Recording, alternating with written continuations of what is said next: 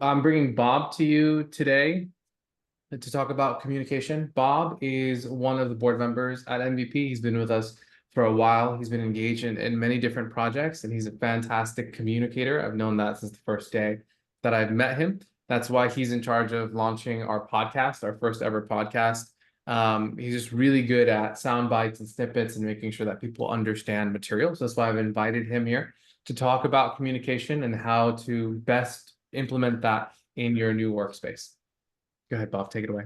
No, great. Miguel, thanks very much. I've had a really wonderful career, and as a quick bio, just a background, I've dedicated my entire career to giving, we're actually empowering patients and healthcare professionals with the information they need to make really great healthcare decisions.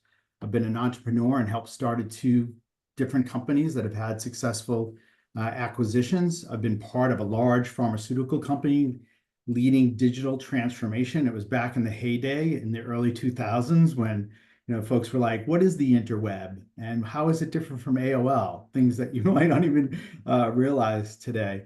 And then, and I've also been part of clinical research and some service companies. But ultimately, it's all my success, which I feel very blessed with, has to do with communication and understanding the needs of others and adapting information to the way they see the world.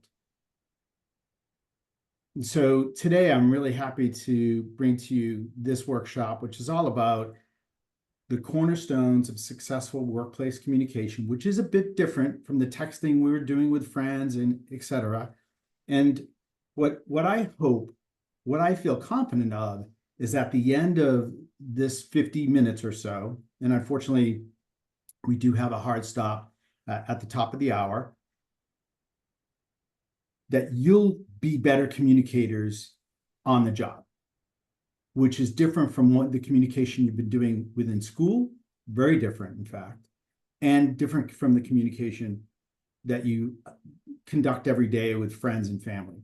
So what we're going to talk about today is how you need to align to your audience's needs, listen and engage to uncover key insights, which are critical to adjusting your communication so that it's understood and embraced.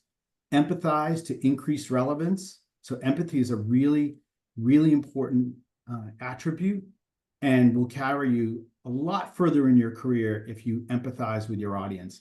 And strategize, which I think is a key differentiator for students and young professionals. Because if you're strategizing on who you communicate to, how you communicate, everything from your email to Slack messages or any other form of communication, including presentations, if you strategize first, without question, you're going to create a deeper engagement, a stronger engagement with your audience. Sound good? Thumbs up? I'm only moving forward when I get a thumbs up. Thumbs up, good, here we go. All right, so this is the first time we'll have some interactivity today. It's been studied. Communication, personal communication has been studied. So either in person or even like this, right?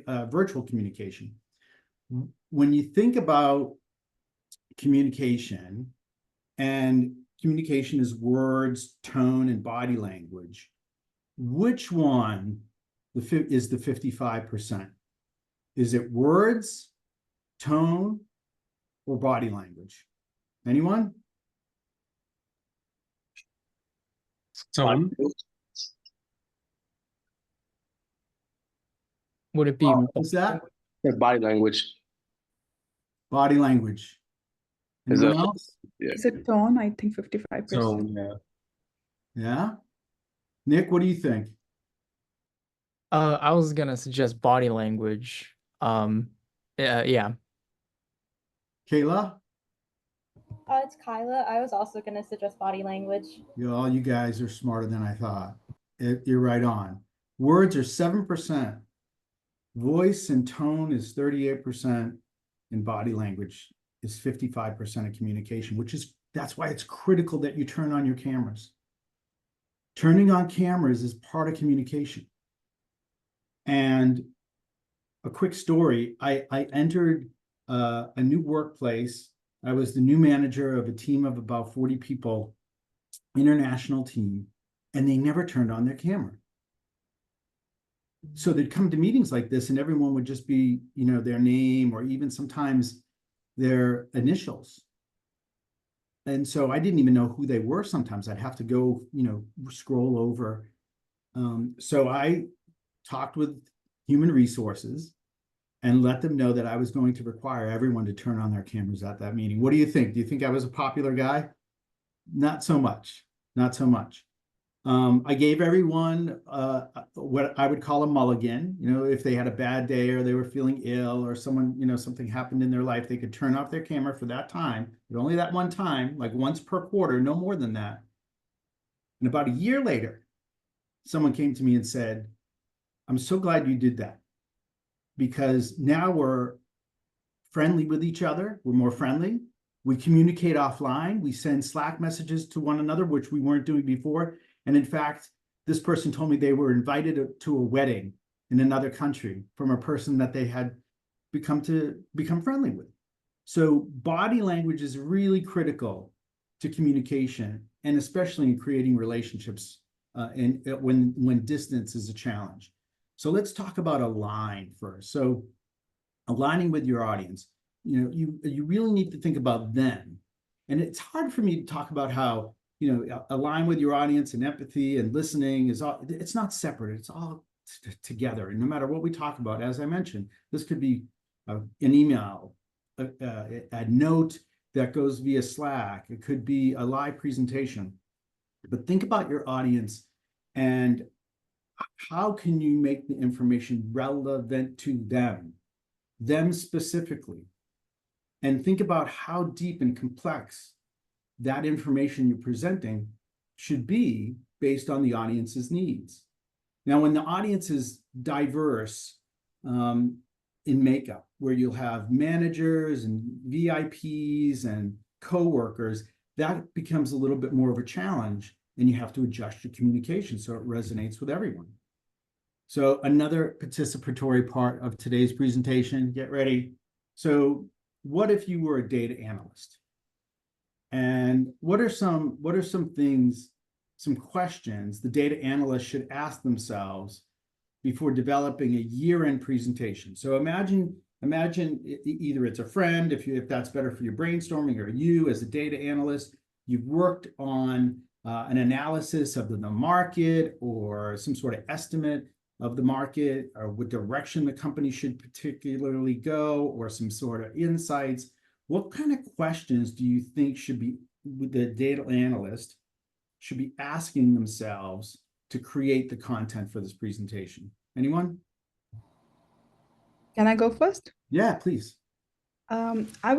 First thing which comes to my mind is my audience. So if I know my audience is not very familiar from my work, what I'm going to present, Yeah. I will make more easier language. But if it's more audience who's related to data analytical part, then I can use the bigger terms without over explaining myself. Fantastic. Think about the language you're going to use, the terms you'll use. Sometimes I'll go into presentations and people are using acronyms. I have no idea what they're saying. And so, you know, just really be aware of that. And think about these questions. Should I be talking big picture or technical details, just like you had mentioned? Should I talk about how I did the analysis or how I came to my conclusion? Should I start with that? Does the audience have prior knowledge of the subject? They might not even know who I am or what data I looked at or what the analysis is addressing or why I'm even presenting. And then what is the desired outcome of the presentation? And coming to concrete recommendations, that's critical too. So these are the kinds of questions you need to ask yourself before you put pen to paper or your first keystroke on that slide or whatever it might be. These are the questions that I'd recommend. And we're going to come back to this metaphor, this situation with the data analyst in a few slides. Next, let's talk about listening. Active listening, especially. Listening is critical to great communication.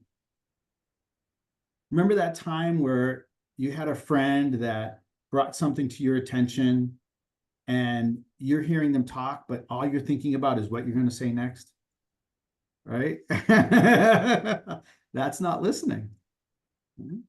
And so, and we've all done it. We've all done it. So it's critical to practice what I refer to and what many in the industry refer to. And there's articles and books on this. It's active listening.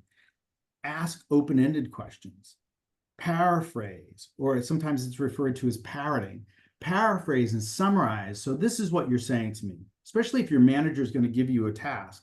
So you want me to do this. When I worked in those startups, a lot of times the founder and my partner would say, hey, I need an analysis of what you think the pipeline is going to be by the end of the month. And I want a breakdown of who it is, how much, and he would run down a list of things. And then a lot of times I would parrot back to him. So you want me to give you an Excel spreadsheet? Oh yeah, whatever, I don't care. Okay, great. And I would run down what he would want. And then I'd say, I think this is going to take me 6 to 10 hours. And he'd be stunned. He'd be stunned. That's active listening, because now he came back and said, you know what, scratch it. Just give me a list of the clients you think are going to be engaged with us by the end of next month. Because that's really what he wanted to know. So paraphrasing and having that communication based on the active questions, active listening is critical. And practice non-judgmental listening. Set your feelings aside. Try to be unbiased and ask those probing questions. So in a difficult situation, what might be a good question to ask, a good open-ended question? Especially if you don't understand the tasks that someone's giving you, or perhaps someone's giving you feedback, which we'll talk about in a few minutes, and you don't quite understand the feedback. What's a great way to, maybe an introductory question that you might ask? Could it be a broad clarification question? Yeah. Right on. That's exactly it. Just get the conversation going and ask that broad question, that broad clarification question. Thanks, Nick.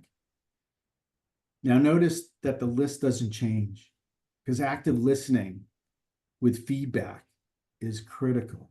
This is the most important part of receiving feedback, truly understanding. And think about feedback as just not constructive criticism, but when positive feedback is given as well. I came off the stage once. I was really nervous about this presentation. It was to several hundred people. Senior leadership were in the audience. And came off the stage, and my coach was in the front row. I had a speech coach, a presentation coach. And one of my colleagues came up and said, Bob, that was just a fantastic presentation. And my speech coach was there in that magic moment to say, because, and then my colleague finished her thoughts.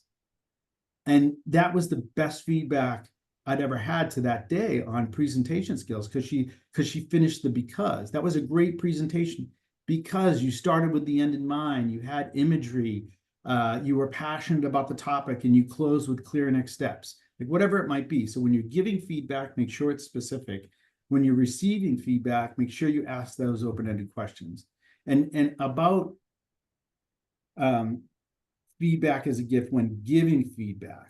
Again, here it is in the slide. I jumped ahead a little bit. Be specific. That was a great report, because it was easy to read and understand. It had statistics that were really eye-opening, and your conclusion was spot on. Now, if you're giving feedback or receiving feedback, and it's served up in a way that talks about your feelings, that can be a good thing too. Because I had to give difficult feedback to a colleague when they came out into the hallway and they were raising their voice to an inappropriate level. They were yelling at a colleague, at someone on my team. I felt like it was yelling. And when I gave them the feedback later, I talked about my feelings. Why do you think I talked about my feelings in giving her feedback about her voice being raised?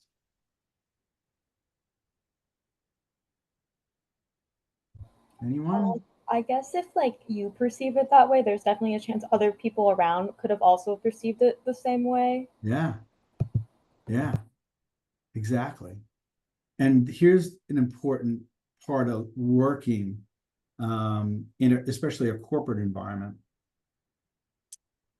The colleague I was giving feedback to about that awkward moment, that tense moment, when I said, when you raised your voice to an inappropriate level, it made me feel a little unsafe. It made me feel confused. She could not argue with how I feel. If I started the conversation where, hey, when I came into the hallway and you were yelling, well, I wasn't yelling, right? Or, oh, well, okay, when I came into the hallway, you were raising your voice to an inappropriate level. No, I wasn't doing that, right? And so, but if you, in those tense moments, in those awkward moments, and thanks for going there with me today, because it's important. If you talk about your feelings, no one can argue with how you were feeling. And it becomes a very important part of giving that difficult feedback to some. So when you made that joke during lunch, it felt really awkward to me. It felt really uncomfortable to me. Any questions or comments about feedback, especially difficult feedback?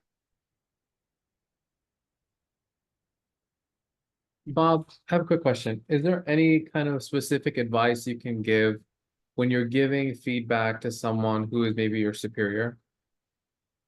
Oh, that's awesome. So it may have been on the slide, I may have skipped it, but the first thing I say is, are you open to receiving some feedback? And I'll start with that. And I've been coached to start with that because they might be in a bad place. Not right now. I have a migraine. Not right now. I've just received some really bad news. Right. So it's like, are you open to receiving some feedback? And I'm thinking about if this were my manager right now. And she says, sure. Yeah. What's your feedback, Bob? I'd say, well, I would start with I would wrap it in a sandwich, right? I would wrap it in the sandwich. I would get some positive feedback. Like when you gave the presentation the other day, it was fantastic because it made it clear where we're heading in 2025 and beyond. And that was fantastic. But when you talked about how you felt the team was being lazy, it didn't feel good to me. Like it didn't feel accurate. It didn't feel good. And I wasn't sure it was really inspiring. But I appreciate you getting the team together and giving that presentation. I just thought you should know that when you talk about the team disappointing you, maybe talk about your feelings instead of saying that everyone's being lazy. How'd I do, Miguel? Yeah, I think that's fantastic. I think couching that and saying, are you open to feedback is huge. And I think I remember you even telling me that multiple times throughout our relationship. Hey, are you open to feedback? And I'll say, yeah, hit me with it. Just be honest. I think that's a great way to start those conversations. Yeah. Yeah. Just gauge. Yeah. Right. And especially opening with some positive feedback makes it easier for the person to embrace the constructive criticism. That's been my experience as well. So let's talk about empathizing to increasing relevance. This is important and it's all part of listening and being strategic. I believe that empathy is truly a strategy superpower. It's a superpower of being strategic and couching and creating communications that align with the questions that very naturally people have. So engage others from their starting point. Start with the questions. Think about the information gap they have, as mentioned earlier, right? And also think about their needs and work incentives. Now, what do you think I mean when I say work incentives? Anyone? Does anyone know what KPIs stands for? Key performance indicator. Key performance indicators. So, especially in a big corporate environment, I've seen that every department and every leader in every department, every worker in every department has similar KPIs, but tend to be more granular as you work your way across the organization. And so be aware of the KPIs of your audience. And here's why I say that. Now, back to that data analyst presentation. This is a graph I found that talks about what they need to know. So with the executive, what does the executive need to know? Well, they want to know, what are the key performance metrics relevant to the executive's area of responsibilities, right? Their incentive is maybe to drive revenue. And so if you talk about that the insights of the data from that year-end study, it should also be tied back to revenue. So it's relevant for the executive in the audience. And then if you have a non-technical stakeholder, as it says here, put context around it. Key findings and insights that matter to that person's role and actionable recommendations for that non-technical person. But if it's another data analyst in the audience, what would they want to know? They're going to want to know, what were the data sources? What was the methodology? What was the time frame? What were the technical challenges? What did you use to analyze it? So everyone wants different information based on their needs and based on what I would refer to as work incentives or their KPIs. Because if they're focused on success, they're going to be focused on their part of the puzzle in driving the business forward. Any questions? This is great. We're moving at a good clip, which is fantastic because there's room for a surprise at the end. And I'll tell you if we get there about, well, now I have to get there because I'm telling you about it, but there's a small book that has a big impact on the lives of people that embrace the book. And I'd like to get to that book. It's without question had more impact on my life than anything else I've ever read. It's called The Four Agreements, and we'll talk about it in a few minutes. But let's cover off on strategy, the last cornerstone. So strategize to create deeper engagement. Ask about preferred channels of communication with your key coworkers or leaders. Like one of the first questions I ask a new client, especially, if I have a urgent matter, how would you like me to communicate with you? An email? A Slack message? Should I text you? You should text me, Bob. Can I have your phone number? Right? So that you follow up and that you make sure that your messages are relevant and aligned to the channels that you're using, because we use so many channels.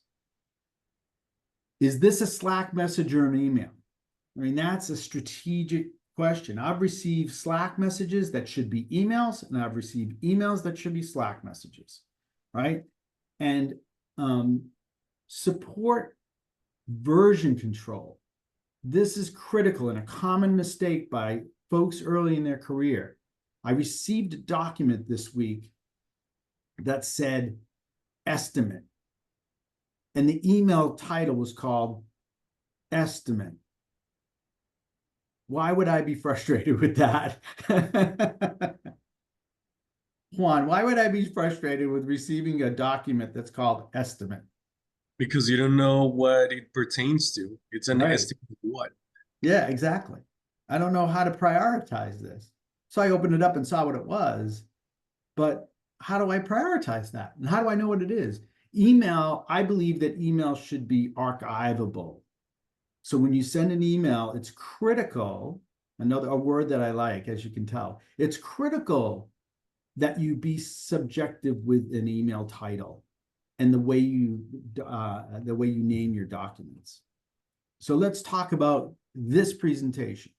When I send the revised presentation to Miguel later, what should the document be called? What should the PPT or a PowerPoint document be called? Ready?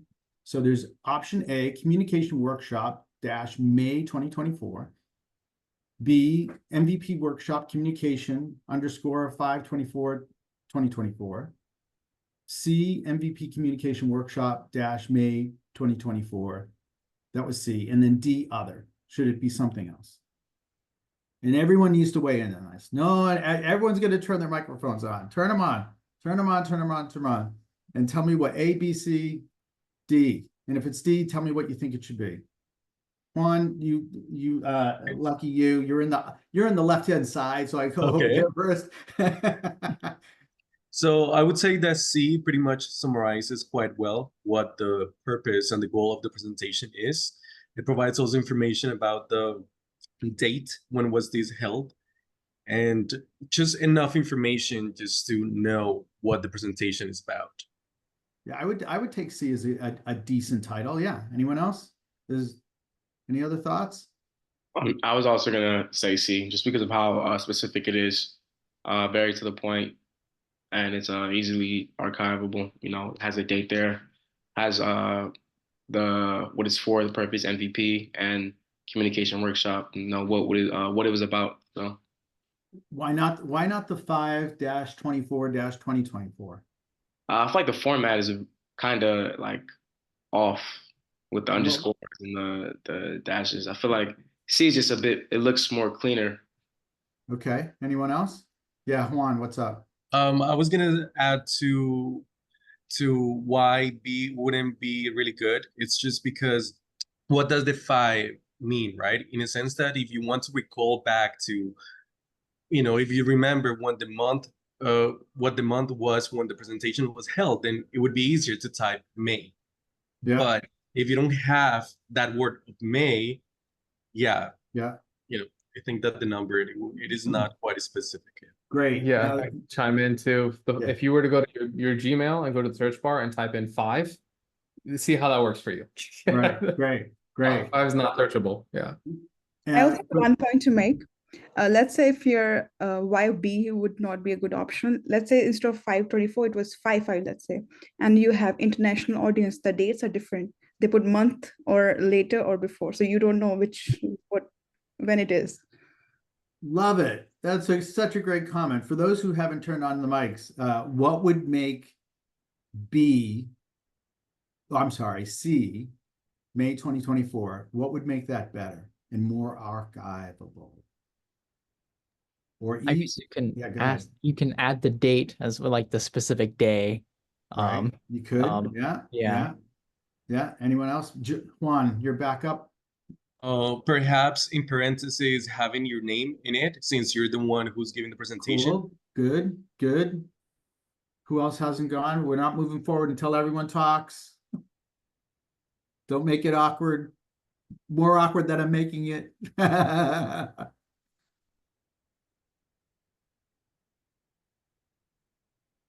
I haven't gone yet, but I don't really know if I can contribute anything useful. I think everyone said everything, and maybe including like 24th would be helpful, but also I don't know if the date is that relevant here. Okay. I think it's good as is. Okay, thank you for that. I guess you can't really put this in the naming title, but when you do put it in your filing system, you could like tag it with like whatever type of flair or like storage thing that your company uses. Love it. That's great. I think we just have a couple more people that I'm forcing to turn on microphones, and thank you for doing so. I feel like I don't have anything to add on, but maybe like doing like a folder full of MVP communication or MVP workshops will be helpful. Yeah, that's great. That's a good idea. Yeah. Mia. Did I say your name correctly, Lamia? Yeah, I think that the best document is like, I think that was the previous person, but the communication deck, especially in a workshop. This is all great feedback. There's not a right answer for this one. And because it really depends on a number of factors, including the culture that you work in. The one thing about all of them, it doesn't really help with version. And sometimes when documents are not live and being emailed around, I've seen the wrong version being used. And when that is a contract, if that's a PowerPoint presentation, that can be troublesome, but not a huge event that impacts the business. But if that's a contract and the wrong version of the contract is used, that could have tremendous impact on a business. So determine what's best for the business or the organization, the nonprofit, or even yourself when you're doing this for personal reasons. And be strategic. Be strategic. The reason why we all gravitated toward B or C is because MVP is in there, workshop is in there. And a lot of times I'll see people jumble things around, like they'll put the date first, or they'll place the topic first. Just be strategic, align with the culture of the organization, and make it archivable. So just a recap before we do a Q&A, and then we talk about the book that I think would be valuable for you to at least read about or learn about, maybe even order. Align with your audience's needs, adjust communication based on the needs of your coworkers, customers, leaders, your manager, whoever it might be. Think about their KPIs, think about what their incentives are, think about the information gap they might have, and make sure you're aligning your communication, whether it's an email, a Slack, a presentation, to their world, right? Their needs. Listen and engage to uncover those insights so that will adjust your communication. Practice active listening. Start with a nice big broad question, like Nick said. Ask a couple of probing questions that uncover those insights, especially when receiving feedback. When giving feedback, make sure you're bundling it with some positivity if you can, and fold in your feelings if that's relevant. Empathize. Empathize to increase that relevance. Understand that person's perspective. Understand what their needs are again, and see it from their world, especially when you're receiving feedback. It's what there's something I do when people are giving me feedback. I take a nice deep breath, because rather it basically cools me down a little bit and prepares to receive the feedback. And about half the time it's positive feedback instead of like you really messed up that presentation, or that was not your best work. So that's something I do that helps me. I just take a nice deep breath through the nose. No one knows. I'm like, hit me with it, as Miguel says. And then strategize. Be strategic. Be strategic with the information that you collect, put together, the way you name documents, the way that you're presenting the information. Start with the end in mind. So realize that sometimes the best, most impactful presentations don't go chronological, but start with the end or the key insight. And a habit that I kept in place for many years is watching a TED Talk at least once a week. And it taught me so much. It taught me about communication, using body language to make a point, tonality, and everything we've talked about before. But that's something that you may want to consider. Just observe really great presenters and begin to fold in, because if you want to lead, I don't know I've never worked with a leader that wasn't a great presenter. And presentation and communication separates you from the pack, is a true differentiation, not only in leadership, even with like strong individual contributors too. So communication is critical. Be strategic, embrace the content and channel considerations, and ensure that you're folding all this together. Any thoughts or even feedback for me about what I've assembled today for you about the cornerstones of great or solid business communications? What did I not have in here that you think is a good rule, or something that you've learned about, or a tidbit of it, or a tip? Anyone? I got positive feedback, more or less. I mean, I think you did well at relating it to what we're going through now as interns. Especially with where we eventually have to probably present at the end of our internship. So the whole slide about kind of getting what we're presenting to relate to the audience was a big takeaway for me. I didn't view it that way. Kind of like seeing how can it help each person in the audience, no matter their position. So that's like a good a takeaway, I believe. That's great. This one here. Yeah. Yeah, great. Yeah. See it from their perspective. Know what they want. Yeah. Anyone else? What worked, what didn't work with you? What are some takeaways for you from today? What might you adjust? Yeah, so I think one takeaway that stood out to me most was when you said use a state when you are wanting to kind of confront someone or like give improvement, you should say how you feel so people don't really argue against you. But I was kind of wondering, how do you make it so that it's not emotionally manipulative for the other person? So that way it's like a respectful boundary that the two people are creating.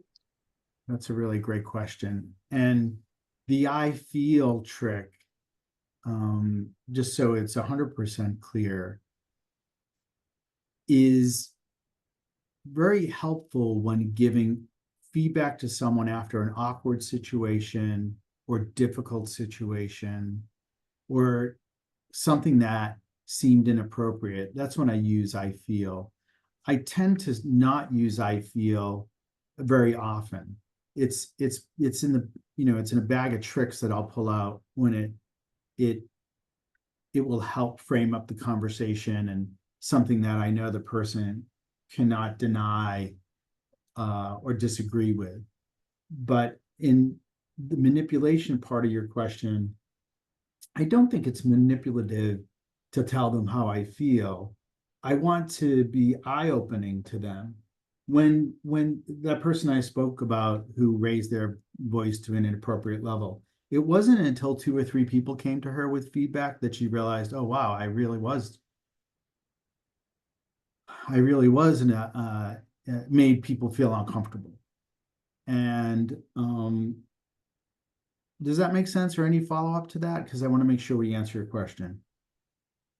Yeah, Yeah. I think it's, oh, sorry. No, No, go go ahead. ahead, please. Yeah, I think it was just an interesting statement because what I usually have heard is that when you're confronting someone, you shouldn't be using you statements, but I statements. So I was just like, oh, interesting. Like this could be used in the business setting as well. Sure. Yeah. I mean, one of the things we didn't talk about in a lot of detail is language and words to use and not use. One of the things that's really important to know are what I would refer to as trigger words.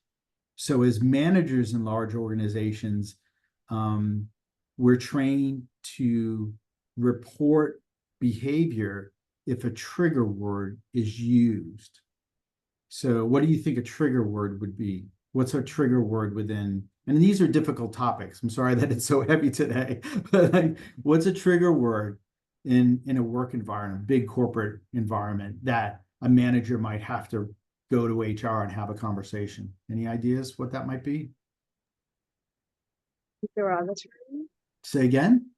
Anything derogatory? Yeah, absolutely. Any Uh, any oh, specific words? Go ahead.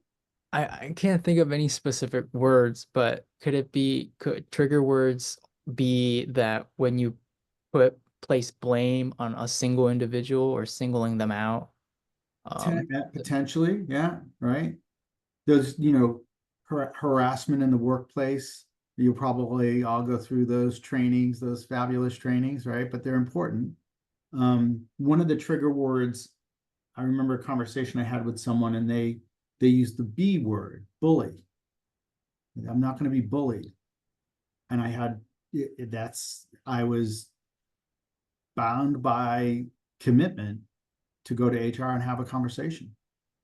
And when I went back to the person that used the word, they were like, well, I wasn't really bullied. I'm like, but you said that word. Words matter. You said bullied. I will not be bullied. So just be aware of that kind of thing too with communication and what words to use, what words not to use. Read that handbook a couple times. And those handbooks, the last handbook I approved when I was joining an organization was 141 pages.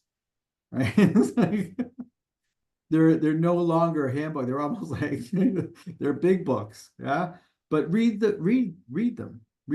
It's important to read them. Any other thoughts or feedbacks or key takeaways before we talk about a book that could potentially change your life? Bob, I had a quick I question. just have a quick, Like, sorry. Yeah, please go ahead. I'm right up. Yeah, no, I just have a quick point. So you said that when we're giving feedback, we should ask someone if they're like open to receiving feedback. But I Yes. think for like most of us, as we're very early in our career, it's also important to ask people for feedback, even if they don't give it to us like themselves, because that's how you become like a better communicator, first of all, and like better in your field. Double thumbs up. I mean, that's such a huge point. I started a new job about 90 days ago. So I'm in the early stages of that position. It's really awesome. I'm with a small startup, 50 people outside of New Jersey. I travel there every other week from Michigan to be with the team. And my manager, I'm a lucky guy. My manager was driving me, not only picked me up at the airport, was driving me back to the airport to have some time one-on-one. And I asked that feedback. I asked for feedback. I said, and I asked it in a way that someone asked me once, and I borrowed it. I just took it and put it in my back pocket and used this phrase all the time. Is there anything I could be doing to add more value to the company? Or is there anything I could be doing to be more valuable to you and the team? Because if you say, do you have any feedback? Initially, a lot of people think like, oh, I don't have any negative feedback. I don't have anything bad to say, right? But if you ask, is there anything I could be doing to add more value? It really opens up the conversation. So questions are critical. One of the things that I didn't cover because I didn't think I'd have time, but I'm going to cover it now before we talk about the book, is being strategic during an interview. And what do you think is happening when someone asks at the end of the interview, do you have any questions for me? What do you think is happening in that moment? Do they want to know if you have any questions? Kind of, sort of, not. I don't know. Nick, you're smiling. What are you thinking, Nick? I think most of the time the interviewer is wanting to know whether you've researched or you're really into the position that you're interviewing for. Yeah. Because if you have had research, you would want some clarification questions or want more detail. So to express your interest. I have the killer questions for the end of an interview. As a special bonus today, here they come. You ready? All right.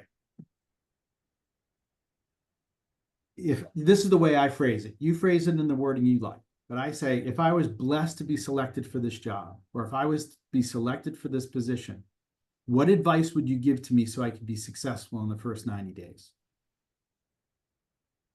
If you had a magic wand, what's one thing you would change about this organization? And you can adjust that question to determine and uncover insights about culture, product, revenue, timelines of what their exit strategy is as an organization. So you can say, if you had a magic wand, you could change one thing about your product, what would it be? If you had a magic wand and you could change one thing about the culture here, what would it be? Right? So magic wand, what advice for the first 90 days, the magic wand question. The next one is really fun, especially for an executive. What are you most excited when you think about the next 12 to 16 months? What are you most excited about, and what are you most concerned about? And you can add to that for the growth of the organization and for navigating the competitors, right? But like asking for the next 12 to 16 months, that shows that you're strategic, that you're thinking about the future, that you're thinking not just about this job, but the organization, right? And then if you're especially in a sales position or thinking about a sales job, you need to close. Learn about closing, read about closing. We're all in sales, like it or not. You're selling yourself every single day. I ask, And I borrowed this question from all these questions came from other people I interviewed over the past 30 years. I was asked one time, is there any reason, the way they asked it was really interesting. They said, is there anything we talked about or didn't have the opportunity to talk about that would create any hesitancy in hiring me for this job?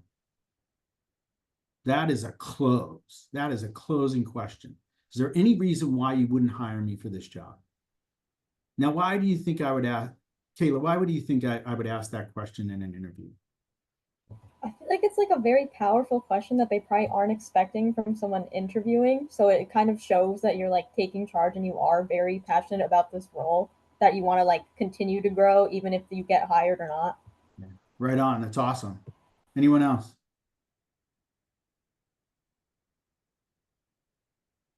It gives you the opportunity to address issues that might come up in the interview of why they might be hesitant. So the person who asked me this question, his name was Brian. And Brian, at the end of the interview, said, like, as I mentioned, is there anything we talked about or didn't have the opportunity to discuss that would create any hesitancy in hiring me for this role? And I told Brian that I was confident of his strategic skills, but I wasn't confident of his leadership skills around the implementation and operational needs of the position. What do you think Brian did? He might have given you an example of leadership experience from a previous. That's exactly it. And in fact, what happened was I had to go to another meeting, and I told him, unfortunately, I can't. I have to leave. I have to leave. And then he followed with this: if I send you a 6 to 10 slide deck about my experience in leading operations and implementation of strategic projects, if I send you that deck, do you promise to look at it? I promised him. I said yes. And when he sent it to me, I was very busy. I really didn't want to look at the deck. I had made up my mind that he wasn't going to get the job. I opened the deck. I looked at it. I hired this guy. He had a 17-year career with that company. So a question can change a life. Ask good questions. It can change your life, give you insights, and provide new perspective.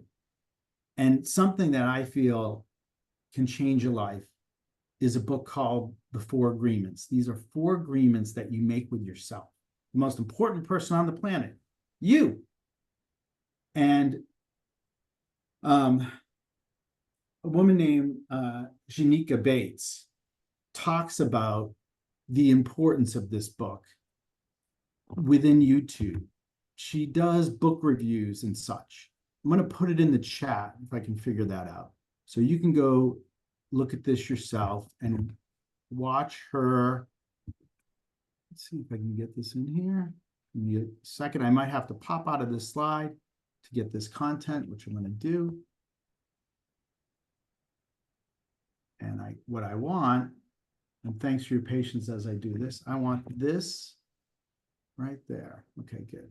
I think I can put this in the chat now. This is a book that was given to me, and I read this book twice a year.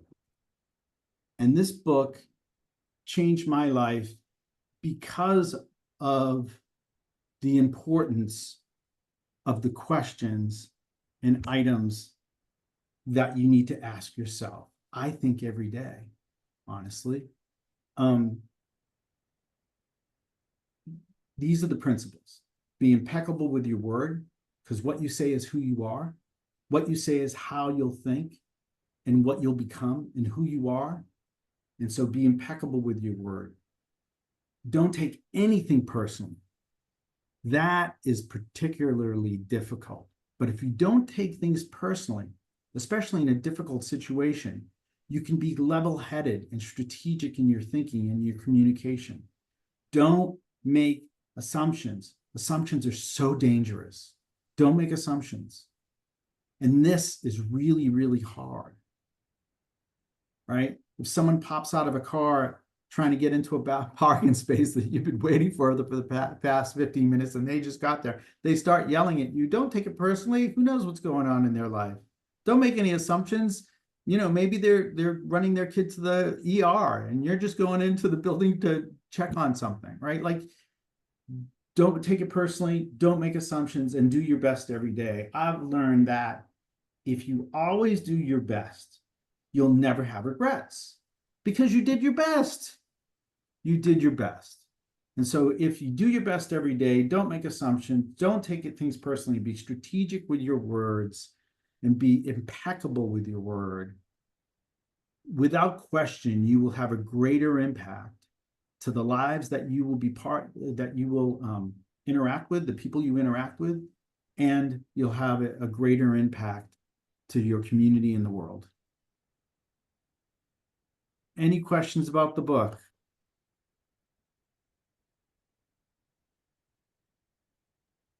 I just noticed that there are like two authors. I'm not sure. I saw first Janica Bates, and I see here Don Miguel. I haven't looked it up just yet, but who's the author of this book? It's Don Miguel Ruiz is the author. Believe me, this book probably has sold 40 million or 100 million copies, so you will have no problem finding it. Ms. Bates is the young lady who reviewed it on YouTube. It was the most thoughtful review I could find about the book. And it was the one on YouTube that I thought you would appreciate because she talks about how it's changed her life and how it can really provide new perspective. So she just did the review, but Miguel Ruiz is the author. Thanks so much about learning about align, listen, empathize, and strategize. Best of luck as you move forward with your careers.